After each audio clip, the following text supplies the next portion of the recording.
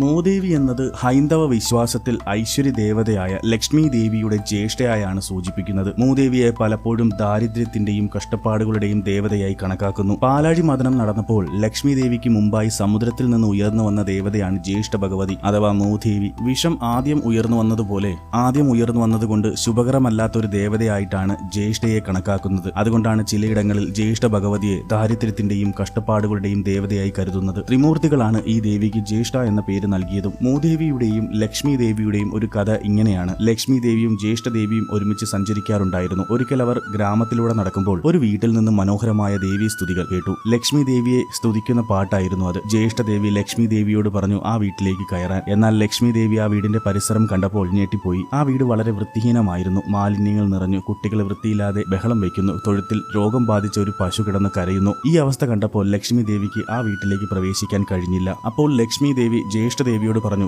ദേവി, ഇതെനിക്ക് പറ്റിയ സ്ഥലമല്ല, ഇത് അവിടത്തേക്ക് പറ്റിയ ഇടമാണ്. ഇത് കേട്ട സന്തോഷത്തോടെ ജ്യേഷ്ഠ ദേവി ആ വീട്ടിലേക്ക് പ്രവേശിച്ചു. ജ്യേഷ്ഠ ദേവി അകത്തേക്ക് കയറിയതും ആ വീട്ടിലുണ്ടായിരുന്ന പശു ചത്തു വീണു. ആ വീട്ടിൽ ദുരിതങ്ങൾ വർദ്ധിക്കുകയും ചെയ്തു. അങ്ങനെ അവർ യാത്ര തുടർന്നു. കുറച്ചുകൂടി മുന്നോട്ട് പോയപ്പോൾ മറ്റൊരു വീട്ടിൽ നിന്ന് ഒരു പശുവിന്റെ ദീനമായ കരച്ചിൽ കേട്ടു. ആദ്യം ലക്ഷ്മി ദേവി അകത്തേക്ക് കയറി. ആ വീട് വളരെ വൃത്തിയുള്ളതും വീടിന്റെ മുൻവശത്ത് നിലവിളക്ക് കത്തിച്ച് വെച്ചിരിക്കുന്നതും ചന്ദനത്തിരിയുടെ സുഗന്ധവും പരക്കുന്നതും കണ്ടു. വീട്ടുകാരെല്ലാം നാമം ജപിച്ചിരിക്കുന്നു. തൊഴുത്തിലൊരു പശു കുഞ്ഞിന് ജന്മം നൽകാൻ ഒരുങ്ങുകയായിരുന്നു. ലക്ഷ്മി ദേവി ആ വീട്ടിലേക്ക് കാലെടുത്ത് വെച്ചതും പശു കുഞ്ഞിന് ജന്മം നൽകിയതും ഒരുമിച്ചായിരുന്നു. ആരോഗ്യമുള്ളൊരു പശുക്കിടാവ് പിറന്നു. ഇത് കണ്ടപ്പോൾ വീട്ടുകാർക്ക് വളരെ സന്തോഷമായി. മഹാലക്ഷ്മിയെ പോലെ ഇവൾ പിറന്നല്ലോ എന്ന് വീട്ടമ്മ സന്തോഷത്തോടെ പറഞ്ഞു. ലക്ഷ്മി ദേവി പുഞ്ചിരിച്ചപ്പോൾ ആ വീട്ടിൽ ഐശ്വര്യങ്ങൾ നിറയുകയും ചെയ്തു. അങ്ങനെ ലക്ഷ്മി ദേവി പുറത്തിറങ്ങി ജ്യേഷ്ഠ ദേവിയോട് പറഞ്ഞു, വരൂ ജ്യേഷ്ഠത്തി, അങ്ങോട്ട് നോക്കുകയേ വേണ്ട, നമുക്ക് യാത്ര തുടരാം. ജ്യേഷ്ഠ ദേവിയെ പലപ്പോഴും സൗന്ദര്യമില്ലാത്ത രൂപത്തിൽ കാക്കയെ വാഹനമാക്കി ചൂലും കുട്ടയും കയ്യിലേന്തി വൃത്തിഹീനമായ വസ്ത്രങ്ങളോടുകൂടിയാണ് ചിത്രീകരിച്ചിരിക്കുന്നത്. ഇത് ദാരിദ്ര്യത്തിന്റെയും അശുഭകരമായ സാഹചര്യങ്ങളെയും പ്രതിനിധീകരിക്കുന്നു.